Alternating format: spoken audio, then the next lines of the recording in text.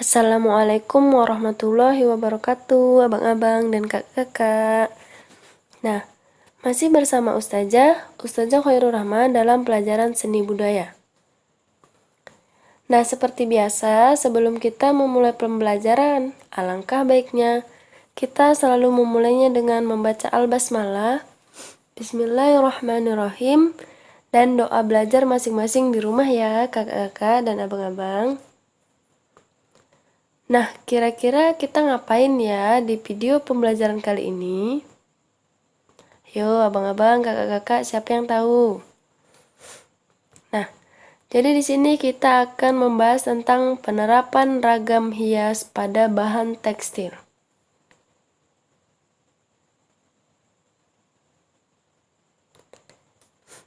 Jadi, penerapan ragam hias, flora, fauna, dan geometris pada bahan tekstil banyak dijumpai di berbagai daerah di Indonesia. Nah, Ustazah pertegas kembali, ragam hias flora itu dia ragam hias dengan bentuk tumbuh-tumbuhan, fauna dengan bentuk hewan, dan geometris itu dalam bentuk bangun datar. Nah, jadi di sini penerapan ragam hias pada bahan tekstil itu dapat dilakukan dengan cara membatik, kemudian menenun, membordir, menyulam, dan melukis. Nah, kita masuk ke bagian yang pertama, yaitu pengertian tekstil. Nah, jadi di sini tekstil itu adalah bahan yang berasal dari serat yang diolah menjadi benang atau kain sebagai bahan untuk pembuatan busana dan berbagai produk kerajinan lainnya. Kemudian, bahan tekstil itu dibuat dengan menjalin benang pakan dan lungsi dengan beragam pola jalinan. Kemudian di sini alat yang digunakan untuk membuat bahan tekstil bisa dilakukan dengan alat tenun tradisional maupun yang modern. Nah, di sini jenis dan sifat bahan tekstil. Jadi bahan tekstil itu memiliki keanekaragaman jenis dan bahan dasar yang berasal dari alam maupun buatan. Pada dasarnya serat tekstil berasal dari 3 unsur utama, yaitu serat yang berasal dari alam, tumbuh-tumbuhan, dan hewan, serat buatan atau sintetis, dan galian, abses, dan logam.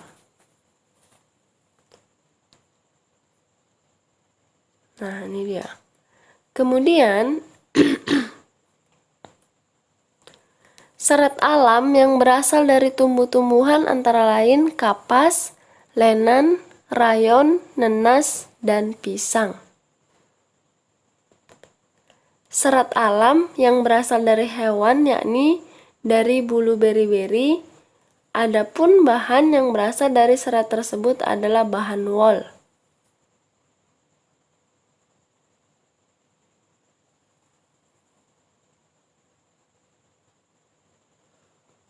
Kemudian, sedangkan serat dari ulat sutra menghasilkan bahan tekstil sutra. Nah, jadi kain yang terbaik itu adalah serat sutra. Kemudian di sini ada serat buatan, yaitu termoplastik, yang merupakan bahan tekstil yang berasal dari serat buatan ini adalah berupa dakron, polister, dan nilon. Serat galian adalah bahan yang berasal dari dalam tanah, contoh abses dan logam. Jadi benang logam, bahan abses banyak digunakan untuk sumbu kompor minyak tanah.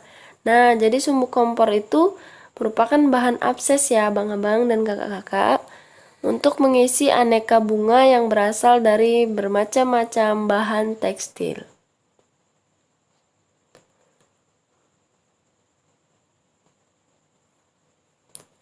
seperti stocking, nilon, tula, dan bahan rajutan. Serat logam lebih banyak digunakan untuk membuat bermacam-macam jenis benang, seperti benang emas, benang perak, tembaga, aluminium. Selain itu ada pula benang logam yang dilapisi dengan plastik. Benang katun dibuat dari kapas, benang sutra dibuat dari serat yang berasal dari kepompong ulat sutra. Kemudian kain wol dibuat dari bulu domba. Bahan benang buatan misalnya dakron, polister, dan nilon digunakan untuk membuat tekstil tertentu. Bahan benang yang lain misalnya serat egel dan serat rami digunakan untuk produk tekstil yang lain seperti tas dan makrame.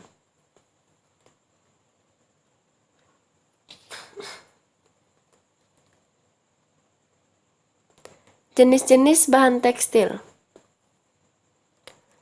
Di sini ada katun memiliki sifat penyerapan air, kemudian mudah kusut, lentur, dan dapat disetrika dalam temperatur panas dan tinggi. Kemudian wol memiliki sifat yang sangat lentur, tidak mudah kusut, dapat menahan panas apabila dipanaskan menjadi lebih lunak. Sedangkan sutra memiliki bahan yang lembut, licin, berkilat, lentur, dan kuat. Jadi bahan sutra itu banyak penyerapan air dan memiliki rasa sejuk apabila digunakan. Makanya kalau kain sutra itu harganya di atas rata-rata. Kemudian tekstil dari bahan dekron, polister, dan nilon memiliki sifat tidak tahan panas, tidak mudah kusut, tidak perlu disetrika, kuat, dan jika dicuci cepat kering. Bahan tekstil yang berasal dari brokat, lamu, dan songket ini mudah berubah warna, tidak mudah kusut, kurang menyerap air, tidak tahan temperatur setrika yang tinggi.